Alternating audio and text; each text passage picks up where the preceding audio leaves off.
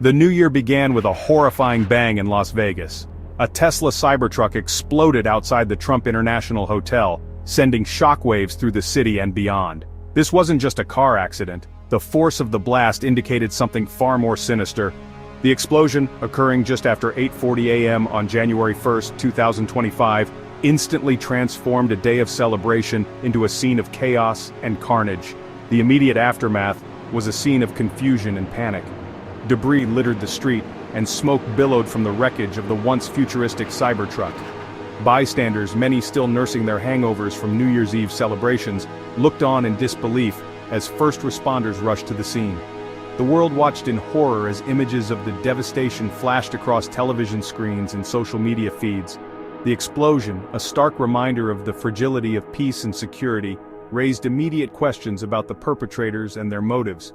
Was this a random act of violence, or was it something more calculated, a deliberate attack on a symbol of American wealth and power? As the dust settled, one thing was clear: Las Vegas, a city synonymous with glamour and entertainment, would never be the same. The iconic Las Vegas Strip, usually pulsating with life and energy, fell eerily silent as the magnitude of the explosion sank in. The Tesla Cybertruck, once a symbol of innovation and futuristic design, was now a mangled wreck. Its charred remains a testament to the destructive power unleashed that morning. The blast had been deafening, witnesses said, shaking the ground and shattering windows for blocks around. The force of the explosion ripped through the Cybertruck, leaving behind a scene of utter devastation. Twisted metal, shattered glass, and the lingering smell of explosives permeated the air. The human cost of the tragedy was immediate and heartbreaking. The driver of the Cybertruck, his body mangled beyond recognition, was killed instantly. The explosion also injured 7 bystanders, some critically, as they were showered with debris and glass. News of the explosion spread like wildfire, dominating headlines and social media feeds across the globe. In an age dominated by instant communication, the world watched as Las Vegas, the city that never sleeps, grappled with the aftermath of a nightmare. In the immediate aftermath of the explosion, the FBI descended upon Las Vegas, their presence a clear indication that this was no ordinary crime. The eyes of the world were on the city as investigators, working tirelessly to piece together the events leading up to the blast, cordoned off the area surrounding the Trump International Hotel. The Cybertruck, investigators quickly determined, had not exploded spontaneously. It was, in essence, a bomb on wheels. The truck's bed was found to contain a deadly cocktail of fuel canisters, fireworks, and what appeared to be a sophisticated detonation device. This was not the work of an amateur. This was a planned and deliberate act of terror. Surveillance footage obtained from various locations along the Las Vegas Strip revealed chilling details about the bomber's movements.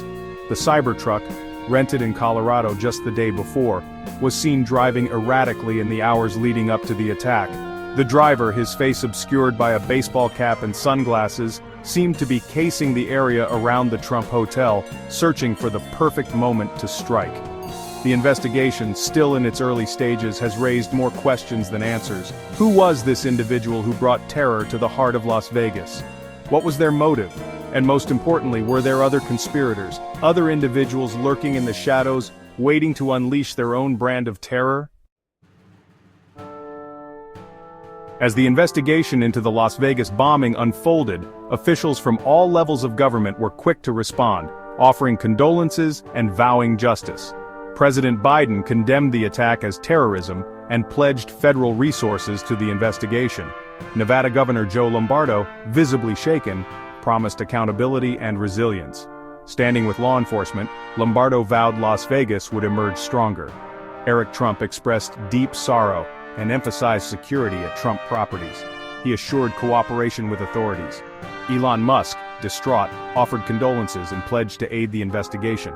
He directed Tesla to provide any helpful data to investigators. It was like something out of a movie.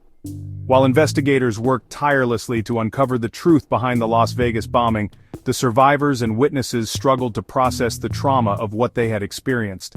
Their accounts painted a harrowing picture of the chaos and terror that unfolded in those terrifying moments when the Cybertruck exploded. "It was like something out of a movie," said one witness, a tourist from Iowa, who had been standing across the street from the Trump International Hotel. One minute everything was normal, people were walking around, laughing, taking pictures. The next there was this deafening explosion, and then everything was just smoke and debris. Another witness, a waitress at a nearby coffee shop, described the scene as pure pandemonium. People were screaming, running, some were just frozen in place like they couldn't believe what was happening, she said. "I saw people with blood on them, people crying, it was just horrific." For many, the emotional scars of that day will likely linger long after the physical wounds have healed. The sights, the sounds, the smell of burning metal and explosives. These are the things that haunt the nightmares of those who were unfortunate enough to be caught in the blast's radius. Their stories serve as a stark reminder of the human cost of such acts of violence, the innocent lives forever altered by a single senseless act.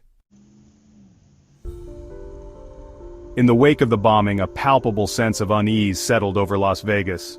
The city, known for its carefree atmosphere and 24/7 entertainment, was suddenly on edge, its citizens grappling with the realization that they were not immune to the threat of terrorism that plagued other parts of the world.